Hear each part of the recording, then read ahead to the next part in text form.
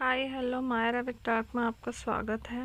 तो भैया ये लखन की पॉडकास्ट है। इन्होंने इस पे ये रात को लिखा था hi I was here watching theme making videos are continentally taker me and.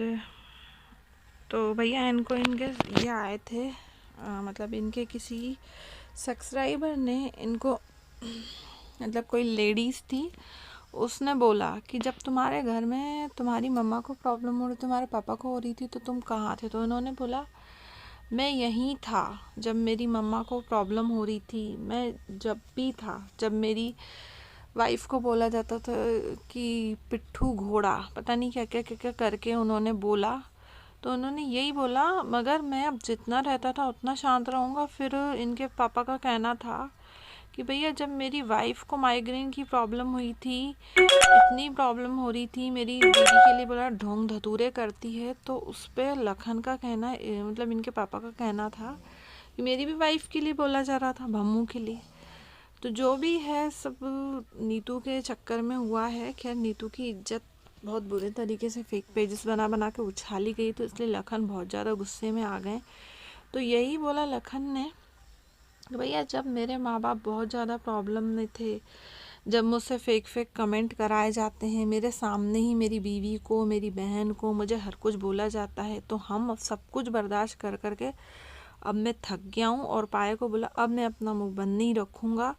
तो उसके बाद सुबह भी जब आए तो उन्होंने यही बोला कि गाइस मैं बताना चाह रहा हूँ कि क्योंकि जो लोग बताऊं लोगों को बाद में पता चलेगा, अल्टीमेटली आपको सब चीज़ें हवा में कुछ चीज़ें बोल तो उसका कोई फ़ायदा नहीं। विद प्रूफ दूंगा, आपको सारी चीज़ें दिखाऊंगा, वो ज़्यादा बेटर रहेगी। अभी एलिगेशन में अगर किसी के बोल रहा हूँ, जब एलिगेशन नहीं हो तब तक प्रूफ नहीं कर सकती जाएगी।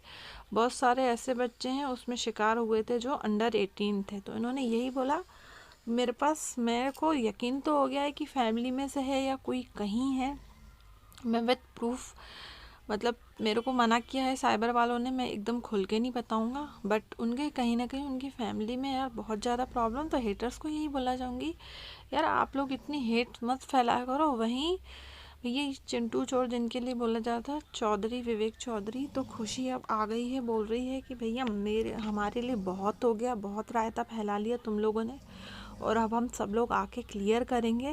प्रूफ हमारे पास भी है, स्क्रीनशॉट हमारे पास भी, हम भी चाहे तो एक्सप्लेन कर कर के लगा सकते हैं। तो उन्होंने लखन को खुली चेतावनी दे दी है कि भैया हम इतनी हेट नहीं फैला रहे, और अगर फैला रहे हैं तो तुम सबूत पेश करो, हम भी पेश करेंगे, और वहीं आके तुम्हें हम सब कुछ बताएंगे कि हम गलत थे कि कौन गलत है, कि तीसरा बंदा पर्सन कौन है जो हमारी फैमिलीज़ में अंडरस्टैंडिंग करवा रहा है।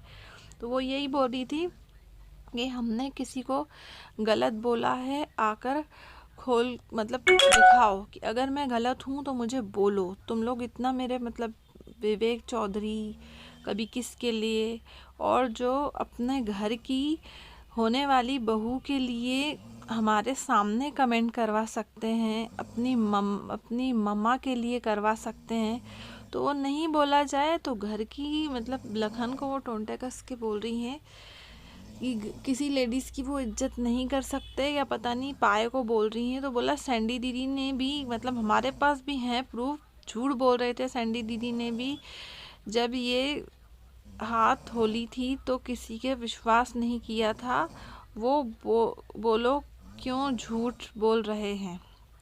तो वो यही बोलना चाह रही है बिना बोले तुम किसी पे क्यों लांछन लगा रहे हो, हमारी फैमिली पे भी इतना आ रही, हम लोग भी 6 साल से सोशल मीडिया पे हैं यार, अभी से नहीं है, तो हम किसी के लिए हेट क्यों फैलाएंगे, किसी को क्या मिलेगा। खैर मैं यही बोलना चाहूँगी इन दोनों फैमिली को कि तीसरा बंदा जिसने भी आग लगाई है, आप बाकायदा बैठो, सोशल मीडिया पे ये टोंटे कसना और ये कमेंट खेलना बंद करो, और भैया बैठो, सामने सच्चाई आए।